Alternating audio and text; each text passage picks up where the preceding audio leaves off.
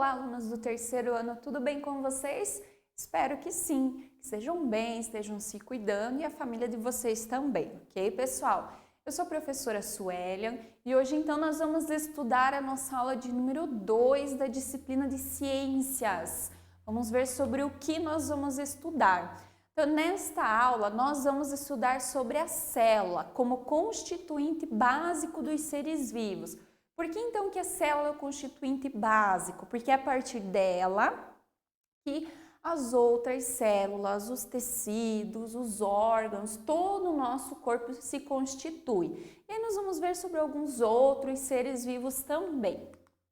Os objetivos da nossa aula: compreender o conceito de célula, ou seja, o que é uma célula, entender que as células formam todos os seres vivos e diferenciar os conceitos de unicelular e multicelular. Então, todos os seres vivos, eles possuem células. Mas antes de nós continuarmos o assunto sobre células e que então os seres vivos todos possuem células, a gente precisa então entender, lembrar então o que são seres vivos. Vocês lembram?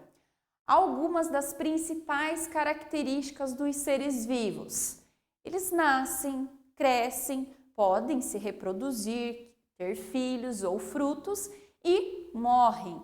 Eles precisam de ar, de água. E aqui os exemplos de seres vivos então: os seres humanos, nós, as plantas e os animais. Então esses são os seres vivos, os seres humanos, as plantas e os animais. Mas as plantas também. As plantas nascem, elas crescem, elas podem ter frutos. Se elas não têm oxigênio ou água, elas morrem. Então elas são um ser vivo, ok?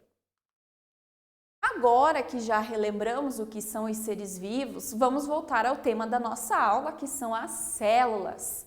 A célula é a menor parte dos seres vivos. É a partir de uma célula que muitas outras se formam e dão vida aos seres vivos. Então, nós temos lá uma única célula. Vamos ver aqui. Vai vir aqui com a prof.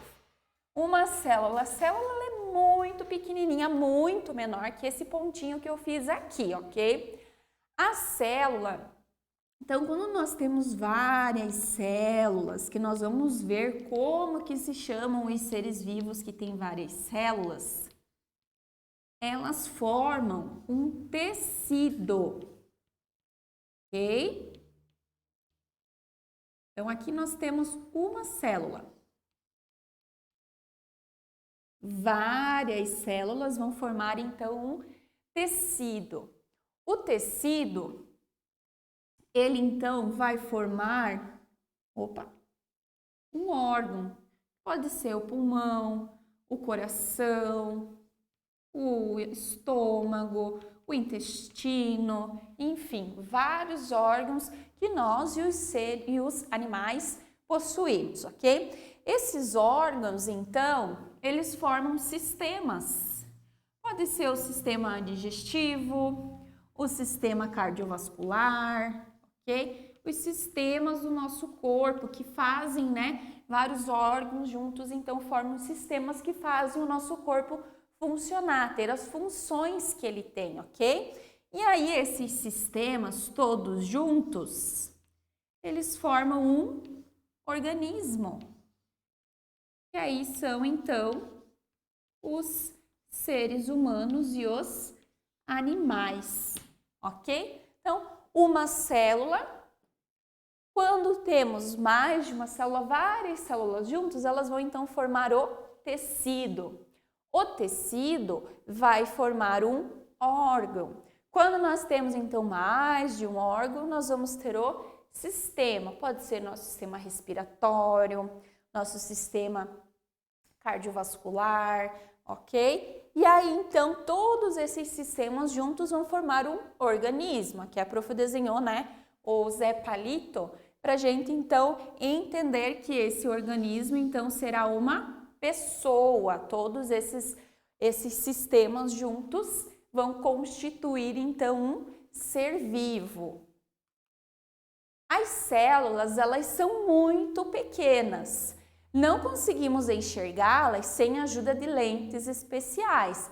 Então, aqui que a prof desenhou, nossa, desse tamanho aqui iam ter várias células, milhares de células juntas, porque elas são microscópicas. E aqui, então, a prof até colocou o desenho do microscópio, que então é o aparelho que permite que as células sejam vistas, né? Que os médicos, os cientistas, eles possam visualizar as células, eles então precisam de um microscópio.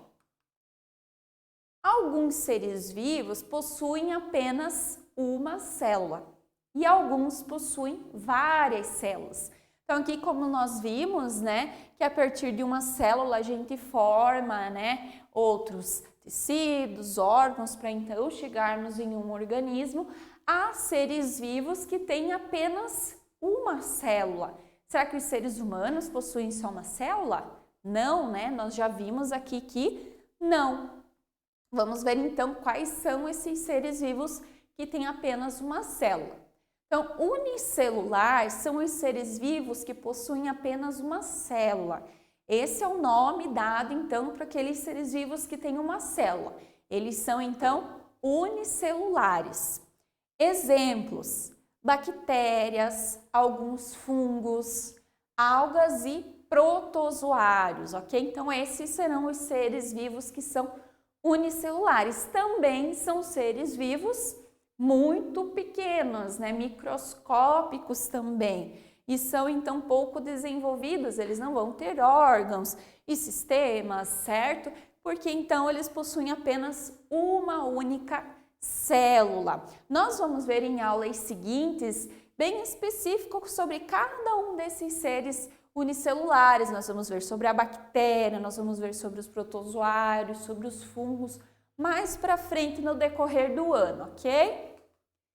Pluricelular são os seres vivos que possuem várias células. Aqui a prof colocou o termo pluricelular. Em alguns livros, vocês podem ver escrito multicelular. Significam a mesma coisa.